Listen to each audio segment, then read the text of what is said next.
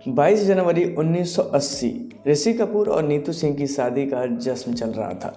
अचानक से सन्नाटा छा जाता है। सामने से रेखा आ रही थी, लेकिन ये वो रेखा नहीं थी जिसे दुनिया जानती थी। सफ़ेद साड़ी, गले में भारी गहने और मांग में चमकता हुआ सिंदूर। कैमरों की फ्लैश लाइट जली और कैमरे जाकर सीधे अमिताभ बच्चन और जया बच्चन पर जाकर टिक गए। क्या वो सिंदूर अमिताभ बच्चन के नाम का था? क्यों उस रात जया बच्चन की आंखों में आंसू आ गए थे? आज हम फिल्मी गॉसिप की बात नहीं करेंगे। आज हम बात करेंगे उन 3 बड़ी घटनाओं की जिसने पूरे बॉलीवुड को हिलाकर रख दिया था। एक किस्सा है गंगा की सौगंध फिल्म की सेट की। अफवाह है कि एक को स्टार ने रेखा के साथ बदसलूकी की। फिर क्या था? अक्सर शांत रहने वाले एंग्री यंग मैन ने अपना आपा खो दिया और सेट पर ही सबके सामने उसकी क्लास लगा दी। इस घटना ने आग में घी डालने का काम कर दिया था। अगले ही दिन मीडिया में ये खबरें छप गईं। क्या बिग बी रेखा को लेकर ओवर प्रोटेक्टिव हैं? और यहीं से दुनिया को शक होने लगा कि क्या बिग बी और रेखा का दोस्ती का रिश्ता उससे भी कहीं आगे है। हालांकि जब बिग बी और रेखा के बीच रिश्ते की खबरें जया बच्चन के कानों तक गईं तो उन्होंने हंगामा नहीं किया। एक रात जब अमिताभ बच्चन शूटिंग के दौरान घर से बाहर थे तो उन्होंने रेखा को कॉल किया और डिनर पर आने के लिए बुलाया।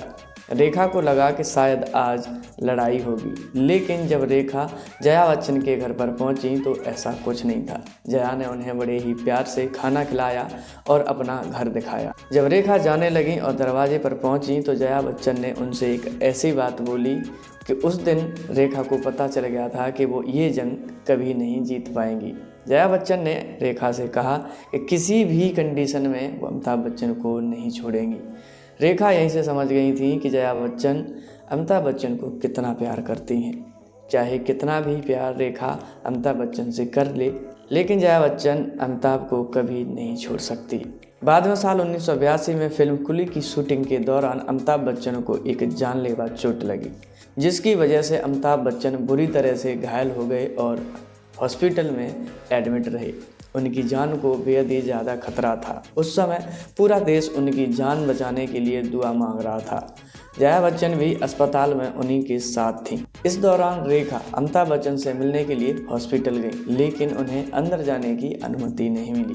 वो अमिताभ बच्चन से बिना मिले ही बाहर से वापस लौट आईं और उन्हें एहसास हुआ कि वो अमिताभ बच्चन की परछाई हैं, सच्चाई नहीं।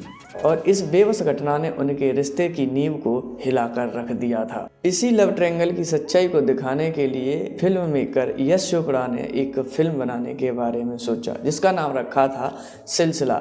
हालांकि उन्होंने किसी तरीके से रेखा, जया बहादुरी और अमिताभ बच्चन को एक साथ उनकी सच्ची घटनाओं पर आधारित फिल्म में कास्ट तो कर लिया, लेकिन तनाव इतना ज़्यादा था कि फिल्म के सेट पर रेखा और जया बहादुरी आपस में बात तक नहीं करती थीं। किसी तरीके से ये फिल्म तो बन गई बॉक्स ऑफिस पर। हालांकि ये उतनी ज़्यादा कमर्शियल हिट नहीं रही थी, लेकिन उस समय के हिसाब से देखते हुए ये फिल्म कल्ट क्लासिक बन गई थी। फिल्म खत्म हुई और इसी फिल्म के साथ में अमिताभ बच्चन और रेखा ने एक साथ काम करने से हमेशा के लिए इनकार भी कर दिया था। इस फिल्म के बाद कभी भी रेखा और अमिताभ बच्चन ने एक साथ काम नहीं किया था। बाद में अमिताभ बच्चन ने सार्वजनिक तौर पर यह भी कह दिया था कि उनका रेखा के साथ में कोई भी लेना देना नहीं है।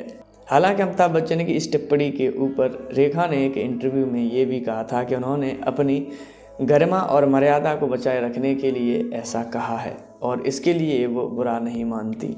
और उसके बाद से रेखा और अमिताभ बच्चन ने कभी भी एक साथ काम नहीं किया। और उसके बाद में अमिताभ बच्चन और जया बच्चन आज भी एक सफल शादीशुदा जिंदगी बिता रहे हैं। आज भी जब कभी अमिताभ बच्चन और रेखा किसी भी अवार्ड फंक्शन में एक ही छत के नीचे होते हैं तो जया बहादुरी के चेहरे के हाव भाव कुछ और ही कहते हैं। आपको क्या लगता है, ये सिर्फ अफवाह मात्र थी या फिर एक अधूरी प्रेम कहानी? अपनी राय हमें आप कमेंट सेक्शन में बता सकते हैं। साथ ही इसी तरह की जानकारी से भरी वीडियो देखने के लिए हमारे चैनल को जरूर सब्सक्राइब कर लें। मिलते हैं एक और वीडियो के साथ, तब तक के लिए नमस्कार।